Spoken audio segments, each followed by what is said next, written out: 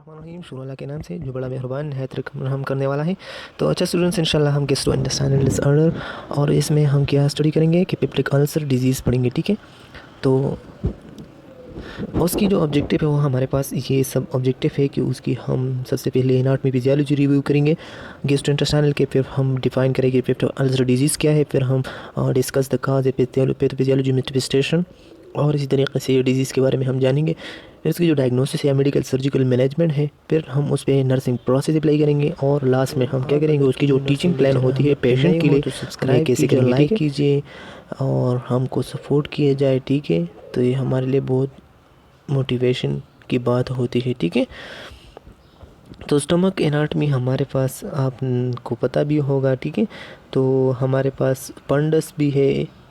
ठीक है, हाँ ये हमारे पास प्रेजेंट होते हैं। ठीक है, तो हमारे पास मुख्तलिफ़ किस्म के पार्ट है लेकिन इसमें थोड़ा सा नज़र नहीं आ रहा। ठीक है, तो ये आप देख लें, ईजी है, कोई भी मसला इसमें नहीं है। ठीक है, तो हमारे पास ये है कि हम अपने टॉपिक की तरफ आते हैं।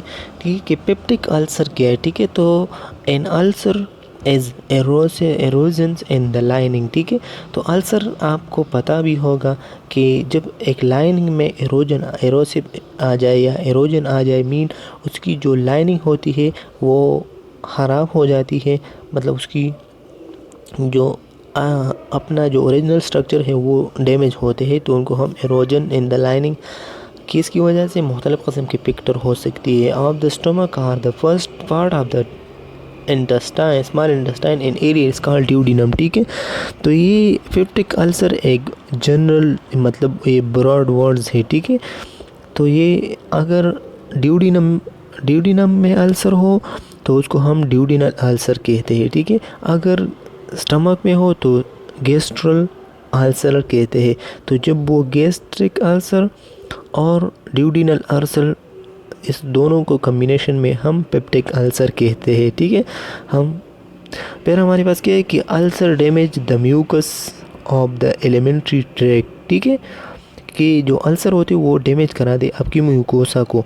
फिर which extend to the muscular mucosa into the submucosa. ठीक है, तो ये हमारे पास जो मस्कुलराइज म्यूकोसा होता है, ठीक है, तो उससे वो सब म्यूकोसा या उसकी जो डीप लेयर होते हैं तो उनमें चले जाते हैं। ठीक है, तो हमारे पास उसकी जो लाइनिंग होती है तो अल्सर की वजह से डैमेज होते हैं। फिर हमारे पास उसने क्लासिफिकेशन किया है कि अल्सर की क्लासिफिकेशन किया है। ठीक है, तो उसमें सबसे पहले आते हैं हमारे पास गैस्ट्रिक अल्सर आते हैं।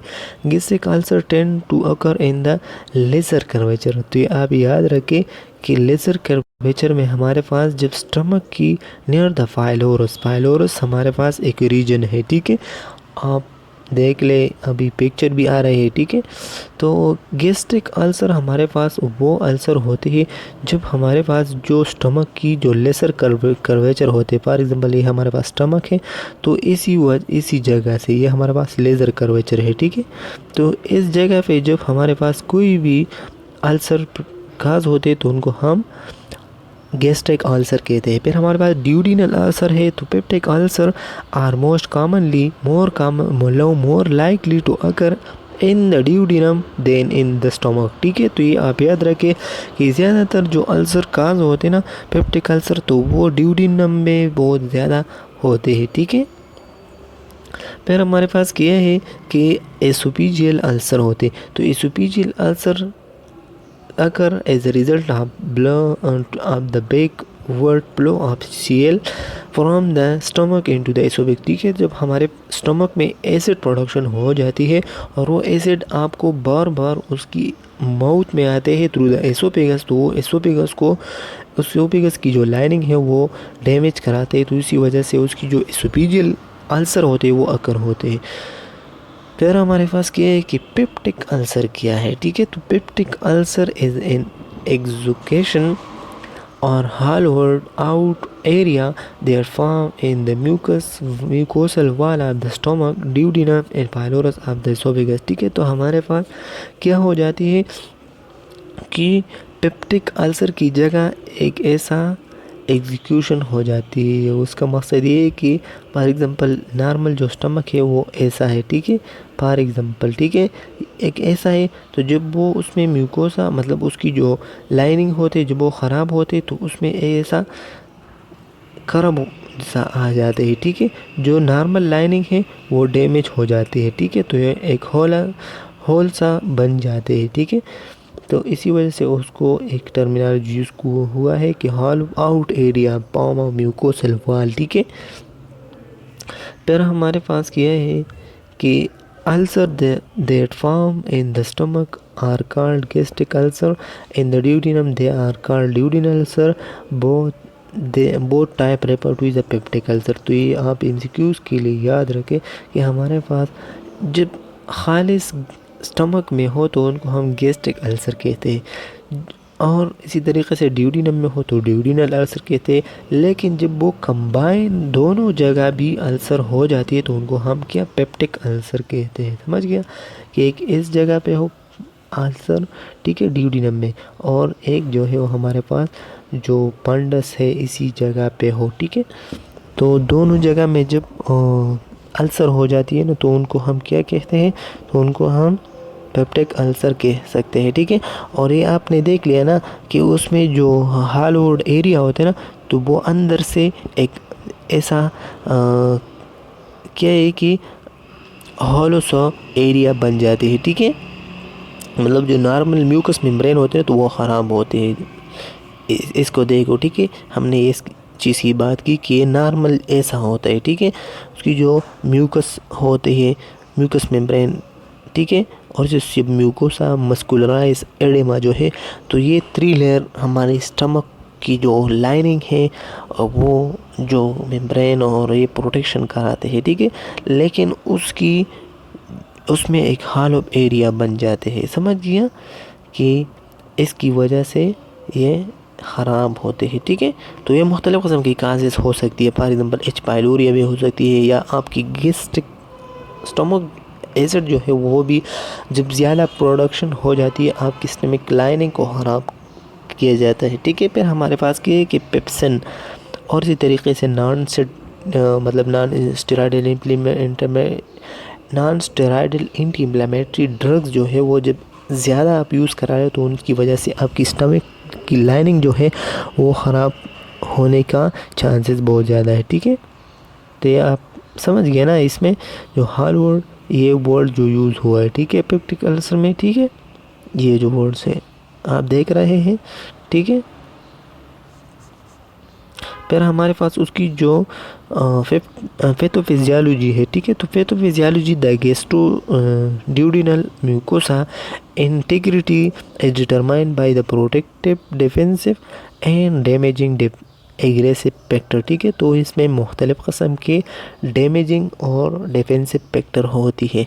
तो ये आप याद रखें कि इसमें हमारे पास जो डिफेंसिव है वो हमारे पास क्या है, ठीक है। तो हमारे पास जो 2 टाइप्स के पैथोफिजियोलॉजी है, एक हमारे पास जो म्यूकोसल मेम्ब्रेन है उनका एक कैरेक्टरिस्टिक ये है कि वो प्रोटेक्शन देते हैं। प्रोटेक्टिव मेम्ब्रेन में या डिफेंसिव मैकेनिज़्म में कौन कौन जो है वो चीज़ें का इंक्लूड है, तो ये आप ऐसा याद रखें या अपने कापी में लिख ले, ठीक है, क्योंकि स्लाइड में नहीं है, ठीक है। मैं आपको मतलब बुक से आपको दे रहा हूँ, ठीक है।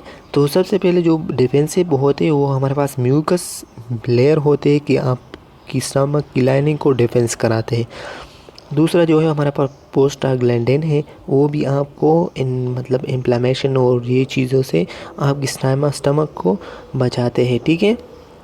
म्यूकोसल ब्लड फ्लो जो है वो भी जो स्मॉल ब्लड वेसल है वो भी आपकी जो ब्लड की फ्लो है वो आपको मेंटेन कराते हैं थ्रू द म्यूकोसल मेम्ब्रेन होते हैं, ठीक है। तो ये भी हमारे पास डिफेंसिव मैकेनिज्म। इसी तरीके से एपिथेलियल रिन्यूअल होती है, एपिथेलियल सेल जो होते हैं वो भी आपको डिफेंस सिस्टम की काम देते हैं। और इसी तरीके से बाइकार्बोनेट भी काम देते हैं। बाइकार्बोनेट हमारे पास एक ऐसा मतलब कंपाउंड है केमिकल कि वो आपकी एसिडिटी को मेंटेन कराते हैं, ठीक है, ब्लड में और इसी तरीके से स्टमक में, ठीक है। तो ये हमारे पास डिफेंसिव जो चीज़ें थी, आप आपको मैंने बताई, ठीक है, कि mucosal layer, prostaglandin, mucosal blood flow, epithelial renewal, bicarbonate, ठीक है। तो फिर हमारे पास क्या है कि एग्रेसिव है। तो एग्रेसिव में हमारे पास नानसेड आते हैं कि आपको डैमेज कराते हैं क्या कि लाइनिंग को स्टमक के। फिर हमारे पास पेप्सिन आते हैं, जब ज़्यादा पेप्सिन की प्रोडक्शन होते हैं। फिर हमारे पास बाइल एसिड आ जाते हैं कि जब आपकी बाइल एसिड प्रोडक्शन ज़्यादा होती है तो आपकी स्टमक की लाइनिंग ख़राब होते जाते हैं। फिर हमारे पास स्मोकिंग एंड अल्कोहल आते हैं। Helicobacter pylori mean H pylori जो है वो भी आपको एग्रेसिव या डैमेजिंग स्टेमोलस है, ठीक है। तो ये आपने याद रखना है। ये वो हमारे पास क्या है कि ये पैथोफिजियोलॉजी है। अगर आपकी डिफेंसिव जो हमने चीज़ें पढ़ी, mucosal layer, prostaglandin, mucosal layer, ये सब चीज़ें आप वो ख़राब हो जाती है तो फिर आपको डैमेज होना शुरू हो जाती है। मतलब वो नानसेड वगैरह इसकी थ्रू और हेलिकोबैक्टर वगैरह के थ्रू आपकी स्टमक लाइनिंग ख़राब हो जाती है। फिर हमारे पास क्या है कि पैथोफिजियोलॉजी के कि एरोजन हो जाती है। एरोजन क्या है, ये बेसिक टर्मिनोलॉजी है। The erosion is called by the increase concentration of activity amino acid pepsin और by decrease resistance of the mucosa, ठीक है। तो हमारे पास एरोजन हो जाती है उसकी स्टमक को। जब आपकी म्यूकस मेम्ब्रेन ख़राब हो जाती है तो एसिड प्रोडक्शन ज़्यादा हो जाती है, तो इसी वजह से आपको एरोजन काज होती है, ठीक है। तो आप ये कंसेप्ट में ले ले कि आप एरोजन जो है वो हमारे पास डायरेक्टली जो है वो प्रोपोर्शनल है। तो इसी तरीके से एक फार्मूला हम आपको दे रहे हैं कि एरोजन इज़ डायरेक्टली इसी तरीके से, ठीक है, कि एरोजन जो है हमारे पास ये डायरेक्टली प्रोपोर्शनल है क्या है कि HCl को, ठीक है।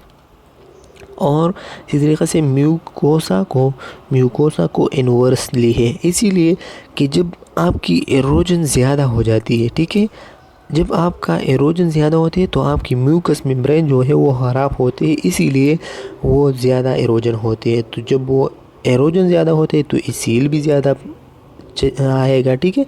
और इसी तरीके से अगर आप क्या है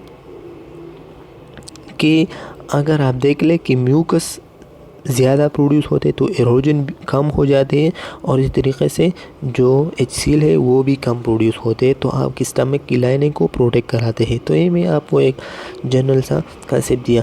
damage mucosa can not secrete mucus to act as a barrier against HCl, ठीक है। तो हमारे पास क्या है कि मुख्तलिफ़ किस्म की HCl वगैरह ये सब चीज़ें क्या कि ये भी ज़्यादा प्रोडक्शन हो सकती है, हो जाती है जब आपकी म्यूकस मेम्ब्रेन ख़राब होती है। एसिड सिक्रीशन भी होते हैं, मतलब patient with duodenal ulcer secrete more acid than normal while patient with gastric ulcer tend to secrete normal or decreased level of acid। देखिए कि पेशेंट की जब वो ड्यूडेनल अल्सर होती है तो ये नॉर्मल से abnormal production of the acid हो जाती है, ठीक है। तो इसी वजह से पेशेंट को मतलब गैस्ट्रिक जो सिक्रीशन है वो भी डिक्रीज़ होना पड़ता है, लेकिन वो भी डैमेजिंग की वजह से जो म्यूकोसा ख़राब होते हैं तो एसिड प्रोडक्शन ज़्यादा हो जाती है, ठीक है। फिर हमारे पास डिक्रीज रेजिस्टेंस इसलिए डिक्रीज होते हैं damage to the gastroduodenal mucosa result in decrease resistance to bacteria, thus formation form infection the H pylori bacteria में आकर, ठीक है। जब आपकी स्टमक लाइनिंग प्रोटेक्टिव मेम्ब्रेन है जब वो ख़राब हो जाते, जो भी H पाइलोरी बैक्टीरिया, इसी तरीके से नानसेड, बाइल एसिड और ऐसी सब चीज़ें जो है वो जब पेप्सिन आ जाते हैं और आपकी स्टमक की डिफेंस मैकेनिज़्म नहीं है तो रेजिस्टेंस तो डिक्रीज़ हुआ ना, तो फिर वो डायरेक्टली आपकी स्टमक को ख़राब किया जाता है, ठीक है। फिर हमारे पास काजेस गैस्ट्राइटिस क्या है, ठीक है। तो cause gastritis and duodenal ulcer, ठीक है। In the first it was believe lifestyle factor such as stress and diet cause ulcer, ठीक है। तो ये काजेस है गैस्ट्राइटिस मतलब या पेप्टिक अल्सर की कलेक्टिवली, ठीक है।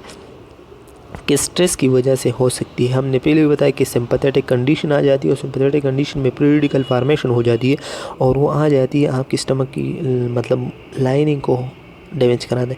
फिर हमारे पास क्या है कि later research determine that stomach acid HCl हाँ मतलब hydrochloric acid and pepsin contribute to ulcer formation. ठीक है, तो फिर बाद में रिसर्च हुआ और इसी तरीक़े से उनकी जो HCl है वो ज़्यादा प्रोडक्शन की वजह से वो आपकी स्टमक को लाने को ख़राब कराते मतलब एरोसिव कराते।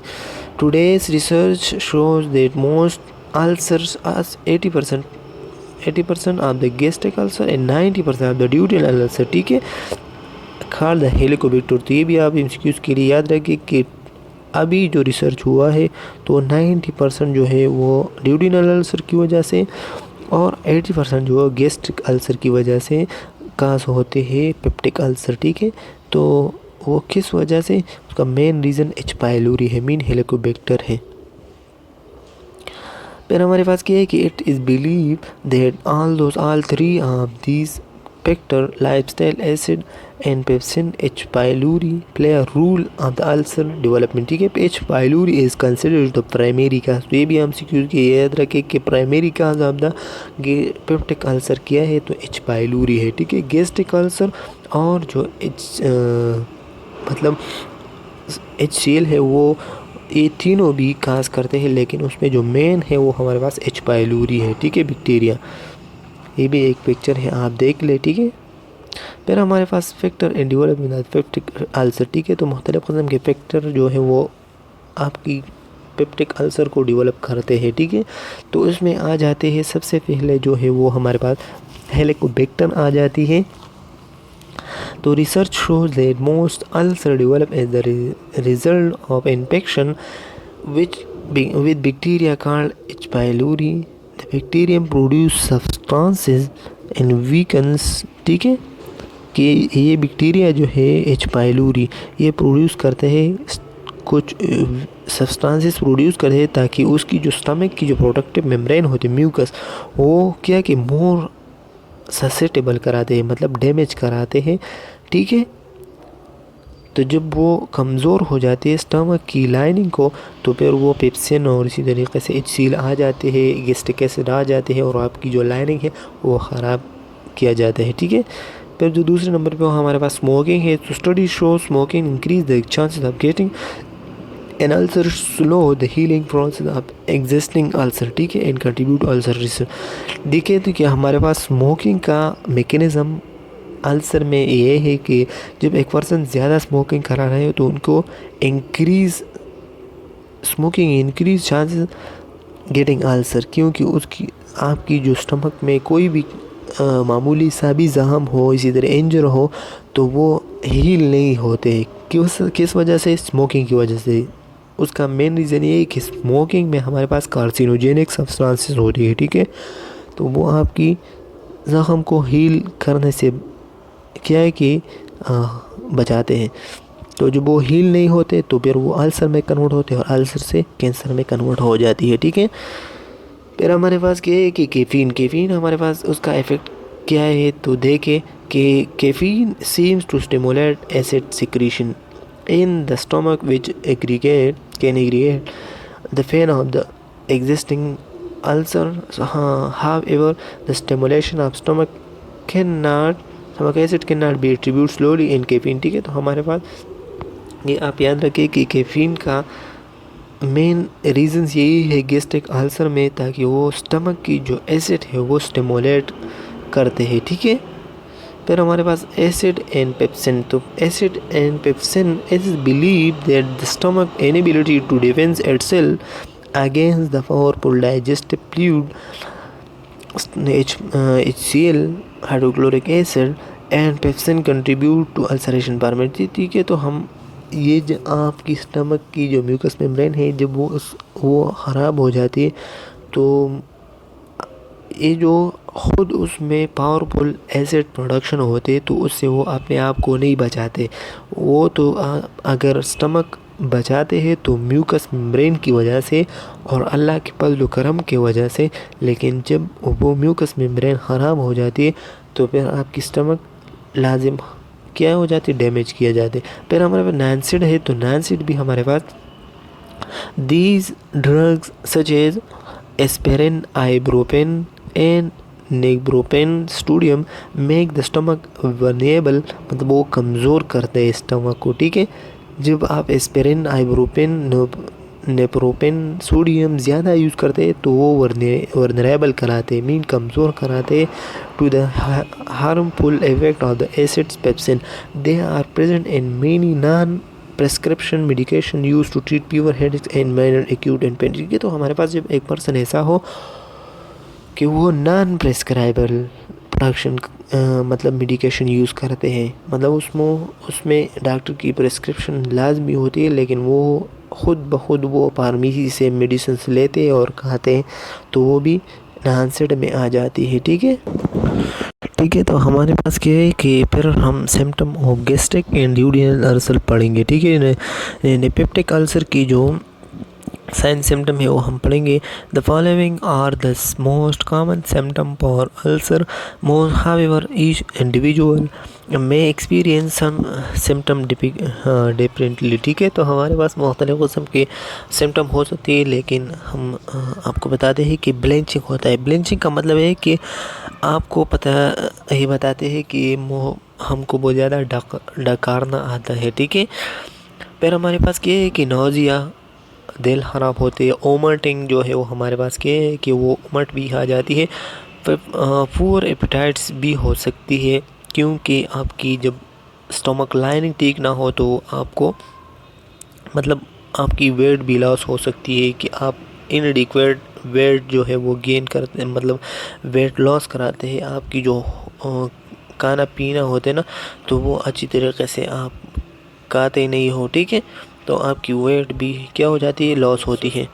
और इसी पीलिंग ड्राइड एंड वीक। ठीक है, तो आपने आप क्या है कि पील करते हो, पेन, पायरोसिस, ब्लीडिंग वगैरह, ये सब चीज़ें जो है वो हमारे पास क्या है, symptom of gastric and duodenal ulcer होती है। ठीक है, फिर हमारे पास जो कॉम्प्लिकेशन है अल्सर के, तो ब्लीडिंग भी आ जाती है। ठीक है, परफोरेशन भी आ जाती है, इसी तरीके से नर्व एंड ऑब्स्ट्रक्शन भी आ जाती है। ठीक है, तो हमारे पास जो असेसमेंट एंड डायग्नोस्टिक फाइंडिंग होती है अल्सर के, तो सबसे पहले उनके लिए हम जो डायग्नोसिस कराते हैं तो हम एसोफेजियो गैस्ट्रोडुोडेनोस्कोपी। ठीक है, तो एसोफेजियो गैस्ट्रोडुोडेनोस्कोपी हमारे पास हम इसलिए करते हैं कि हम कंफर्म कर ले, ठीक है, कि अल्सर जो है वो हमारे पास क्या है कि किस वजह से है, वो एच पाइलोरी की वजह से है, और या इसी तरीके से हम बायोप्सी कराते हैं थ्रू द एसोफेजियो गैस्ट्रोडुोडेनोस्कोपी। ठीक है, तो जब हम बायोप्सी कर देते हैं तो हम चेक करते हैं कि इसका मेन काज क्या है। ठीक है, तो ये डायग्नोस्टिक में हम ये भी करते हैं। फिर हमारे पास फिजिकल एग्जामिनेशन भी कराते हैं कि फिजिकल एग्जामिनेशन में भी में रिवील पेन, एपिगैस्ट्रिक टेंडर्स और एब्डोमिनल डिस्टेंशन। ठीक है, तो हम फिजिकल एग्जामिनेशन उसकी देखते हैं कि उसके पेन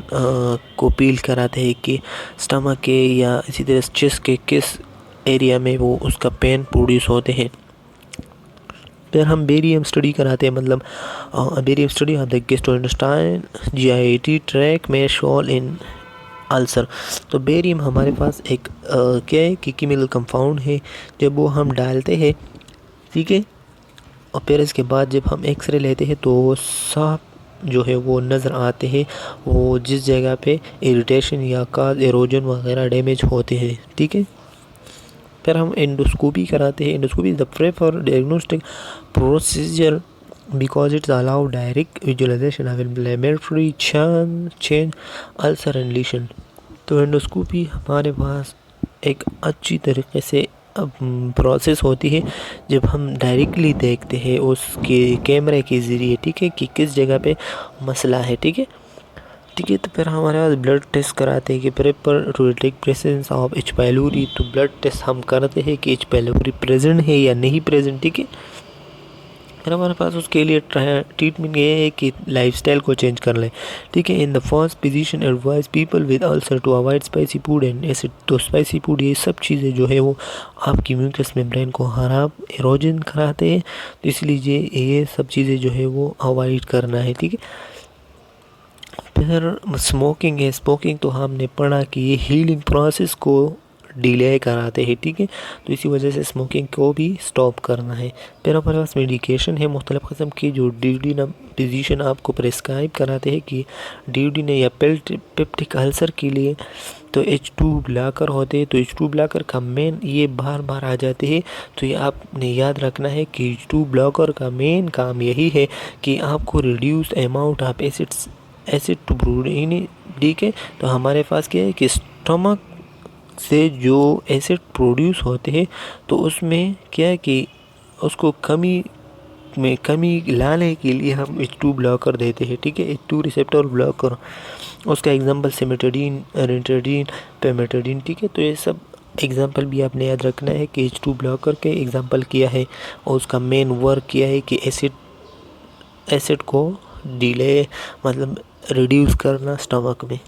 फिर प्रोटॉन पंप इनहिबिटर का भी जब मोर एंड कंप्लीट, जब हम ये चाहते हैं कि कम्प्लीटली उसकी जो प्रोडक्शन होती है एसिड की तो वो हम स्टॉप कर ले, तो उनको हम प्रोटॉन पंप इनहिबिटर देते हैं, फॉर एग्जांपल ओमेप्राजोल, ये सब चीज़ें, ठीक है।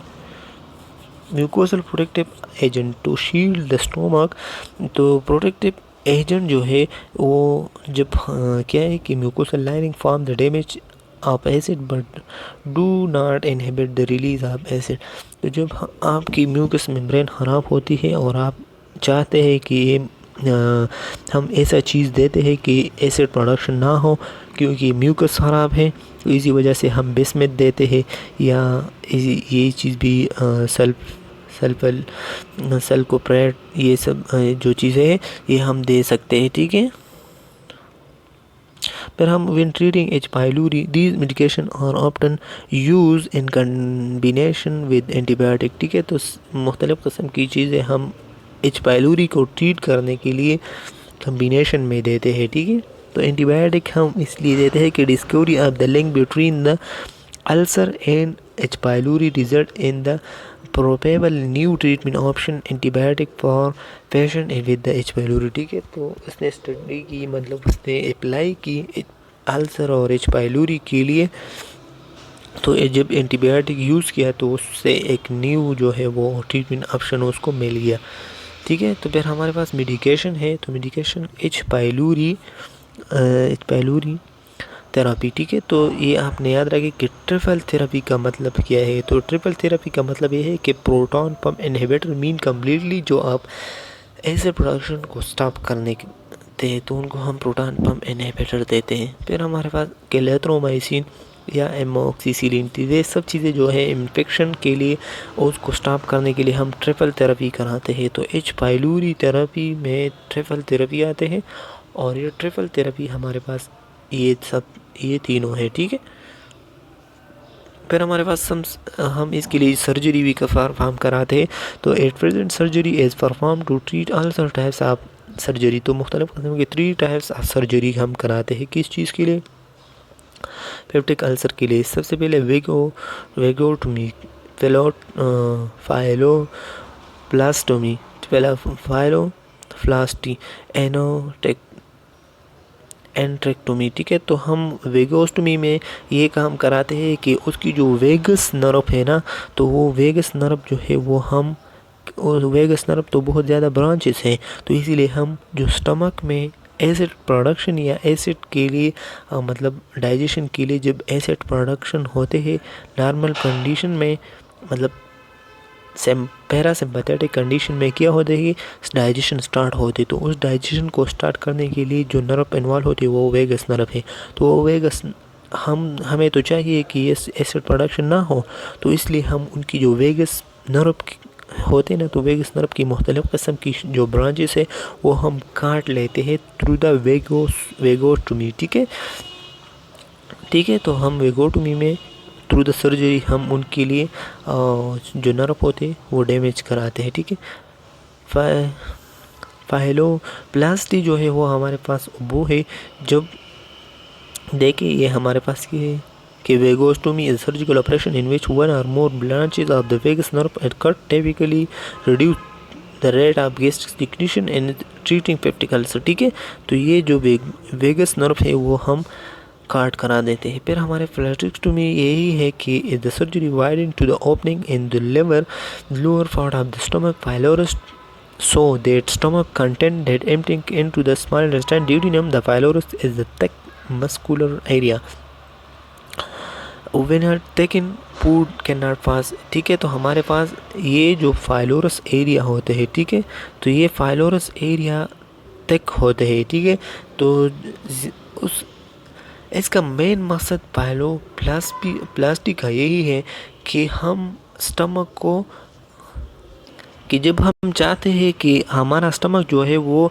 जल्दी जो है वो ड्यूडिनम में और स्मॉल इंटेस्टाइन में चला जाए, क्योंकि स्टमक में तो एरोजन है, अल्सर है, तो वो आपको पेन और मुख्तलिफ़ किस्म की डिस्कम्फर्टेबिलिटी काज होती है। तो ये हम जो पाइलोरस एरिया है वो हम वाइड कराते हैं, ओपन कराते हैं, ब्रॉड कराते हैं। ठीक है, ताकि जो भी कंटेंट स्टमक में आ जाए तो ज़्यादा टाइम ना गुजारे और डायरेक्टली वो स्मॉल इंटेस्टाइन में चला जाए। ठीक है, तो हम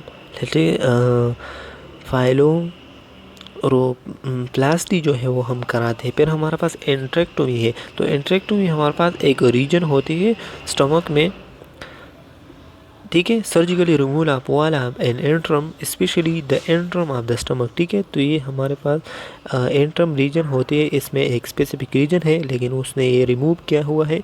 ठीक है, तो ये हम रिमूव कर लेते हैं ताकि जो स्टमक में कंटेंट आ जाते हैं वो डायरेक्टली ड्यूडिनम में चला जाता है। ठीक है, उसकी जो स्पेंचर होते हैं वो ख़त्म हो जाते हैं। ठीक है, तो लेकिन ये नॉर्मल कंडीशन में हम बात कर रहे हैं। ठीक है, नॉर्मल नहीं है। ठीक है, फिर हम एनास्टोमोसिस वगैरह मुख्तलिफ अल्टरनेटिव जो है वो वे कनेक्ट कराते हैं।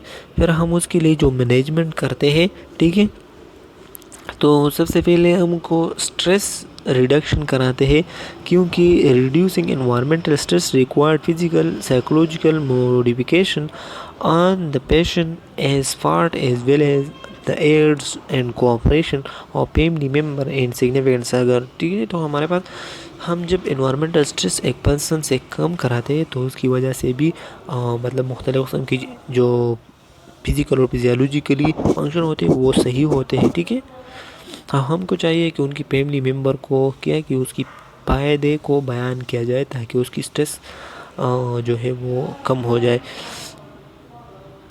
और स्मोकिंग सेसेशन भी कराते हैं, क्योंकि हमने पहले ही बताया कि स्मोकिंग आपकी हीलिंग प्रोसेस को डिले कराते हैं, तो इसी वजह से आपने स्मोकिंग भी स्टॉप करना है। फिर डाइटरी मॉडिफिकेशन ये है कि हमने बताया कि जो एक्सट्रीमली स्पाइसी फूड वगैरह ये चीज़ें होते हैं ना, तो ये आपने या टेम्परेचर जो है वो ज़्यादा टेम्परेचर वाले फूड है वो आप खा लेते हैं, तो ये सब चीज़ें जो है वो आपने स्टॉप करना है। ठीक है, फिर हमारे पास नर्सिंग असेसमेंट हम ये करेंगे कि assist for description of pain, हम पेन को चेक करेंगे। फिर relief measure assist of relief measure to relieve the pain. ठीक है, तो फिर उसकी जो मैयर होते हैं हम उनको रिलीफ देने के लिए एनर्जिसक वगैरह ये चीज़ें प्रिपेयर करेंगे।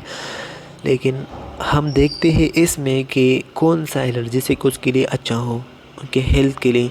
Assessment of the characteristic of the vomits. ठीक है, तो ये हम ओमेट्स देखते हैं कि उसको किस टाइप्स जो है वो ओमेटिस कराते हैं, मतलब ओमेटिंग करते हैं। ठीक है, assessment of the patient usual food intake and food habit. ठीक है, तो फूड हैबिट हो ये सब चीज़ें भी हमने देखना है कि वो किस तरह के फूड जो है वो ले रहा है। ठीक है, फिर हमारे पास नर्सिंग डायग्नोसिस जो है वो हमारा acute pain related to the effect of gastric acid secretion on damage tissue. ठीक है, तो नर्सिंग डायग्नोसिस यही है कि एक्यूट पेन होते हैं, उसी वजह से जो जगह ख़राब होते तो उससे मुख्तलिफ किस्म की एसिड सिक्रीशन होती। फिर हमारे पास एंजाइटी का मकसद यही है कि वो जो ट्रीटमेंट प्रोसेस होते ना, तो इस सोच और विचार में वो पड़े होते कि जो हमारा गैस्ट्रिक अल्सर होते हैं उससे क्या होगा, वो हमारे पास बहुत ज़्यादा ख़राब इम्पेक्ट करेगा। ये बहुत ज़्यादा क्या है कि कंफ्यूज सा होते। फिर हमारे पास इम्बेलेंस न्यूट्रिशन इसी वजह से होता है कि चेंज द डाइट, उस डाइट जो है वो कम ले रहा हो कि उसी वजह से कि उसकी स्टमक को सही तरीके से वर्क नहीं कर दे। ठीक है, deficient knowledge about the prevention symptom and management of condition. ठीक है, तो मुख्तलिफ किस्म की कंडीशन उस पर इन्वॉल्व होते हैं ताकि उसकी नॉलेज की कमी हो, उसी वजह से वो एंजाइटी वगैरह में पड़ते हैं। फिर हम उसकी जो नर्सिंग प्लानिंग करेंगे, तो प्लानिंग हम इसलिए करेंगे कि उनकी जो रिलीफ ऑफ पेन के लिए हम क्या कि उस हमने असेसमेंट में पेन को असेस किया, फिर डायग्नोस में उसके लिए वजह मालूम किया, फिर हम प्लानिंग में ये करेंगे कि हम किस वे पे उसको पेन की जो पेन है वो कम किया जाए। ठीक है, तो हम उसके लिए रिलीफ पेन के लिए सोच करेंगे, फिर हमारा रिड्यूस एंजाइटी के लिए maintain nutrition requirements, knowledge about the management prevention of ulcer, absence of complication, जो कॉम्प्लिकेशन आने वाले होते हैं तो उनके बारे में हम उनको टीच करते हैं। फिर हम इंटरवेंशन करेंगे, तो इंटरवेंशन में जो हमने प्लानिंग में किया बताया कि relieve pain, improving nutrition, to administer prescribe medication, जो मेडिकेशन फिजिशियन ने प्रेस्क्राइब किया हुआ है तो वो मेडिकेशन हमने देना है। ठीक है, फॉर एग्जांपल लेकिन जो नॉन स्टेरॉइड होते हैं, मतलब non steroidal anti inflammatory drug जो होते हैं वो हमने अवॉइड करना है। ठीक है, अवॉइड एस्पिरिन, एस्पिरिन हमारे पास नॉन स्टेरॉइड है which is an anticoagulant, mean वो ब्लड को क्लॉट कराते हैं in food and beverage that contain acid enhancing caffeine, colas, tea, coffee, chocolate along with the decaffeinated. ठीक है, तो हमने जो भी कैफिनेटेड और इसी तरीके से ब्रेवेज फूड और जो ऐसे फूड जो कि उसकी स्टमक लाइनिंग के साथ इंटरफेयर कराते हो तो वो फूड हमने अवॉइड करना है। फॉर एग्जांपल टी हो गया, कॉफ़ी हो गया, चॉकलेट हो गया, कोलास हो गया। ठीक है, फिर हम उनकी जो एंजाइटी कैसे रिड्यूस करें, रिलीफ तो हमने समझ गया कि जो भी फूड वो आपको स्टमक की लाइनिंग के साथ इंटरफेयर करा हो उसको हम अवॉइड करना है। फिर उसको जो एंजाइटी होते हैं, एंजाइटी हम किस तरीके से अवॉइड करना है। ठीक है, तो हमने assess what patient want to know what the disease and evaluate level of anxiety, encourage patient to express fear openly without criticism। ठीक है, तो हमने उसको असेस करना है कि कोई भी आपकी दिल में कोई भी क्या हो कि बात हो तो हमको डायरेक्टली ओपनली बताए। ठीक है, और जब वो बताते हैं तो हम उनको विदाउट क्रिटिसिज्म, मतलब विदाउट क्रिटिसिज्म उनको हमने उसको इनकरेज करना है। ठीक है, ताकि उसकी दिल जो है वो टूट ना जाए। ठीक है, explain diagnostic test and administering medication on schedule. ठीक है, तो जो भी मेडिकेशन हम उनको देते हैं तो हम क्या करना है, हमको शेड्यूल बनाना है। ठीक है, तो फिर हम encourage family and participate in care and give emotional support. ठीक है, तो हमने जो पेशेंट जो है वो उसकी फैमिली को इन्वॉल्व करना है जो ट्रीटमेंट प्रोसेस होते। फिर हम उसकी जो एवालुएशन होती है तो रिलीफ पेन की रिलीफ चेक करेंगे। ठीक है, तो रीअसेसमेंट करना है, रिड्यूस एंजाइटी को भी रिड्यूस करना है। तो ये भी हमने चेक करना है कि जो भी मतलब हमने उनके लिए एंजाइटी के लिए जो रद्द-ए-अमल किया वो हुआ, उस पर कोई असर हुआ कि नहीं। मेंटेन न्यूट्रिशनल रिक्वायरमेंट के लिए मुख्तलिफ़ किस्म की डाइट को हम जो चेंज किया, कैफिनेटेड वगैरह। ठीक है, तो ये उस पर अच्छा असर हुआ है या नहीं, हम इवालुएशन में ये चीज़ें चेक करते हैं। फिर हम उसकी जो नॉलेज है वो भी चेक करते हैं about the ulcer prevention and management. ठीक है, और जो कॉम्प्लिकेशन की ये भी हम देखते हैं। ठीक है, तो ये हमारे पास क्या था कि हमने आपके साथ पेप्टिक अल्सर को अच्छी तरीके से क्या किया कि स्टडी किया। ठीक है, तो आप अगर केम्यू नर्सिंग लेक्चर अहमद पे नहीं हो तो सब्सक्राइब कीजिए और सपोर्ट कीजिए। ठीक है, ये हमारे लिए मोटिवेशन होती है, समझ गया आप। अगर और बेल आइकन को लाजमी दबाए। ठीक है, ताकि जो भी आए वीडियो अपलोड हुआ हो तो डायरेक्टली आपको बर वक्त मिल जाए। ठीक है, खुदा हाफिज़, अपना ख्याल रखिए।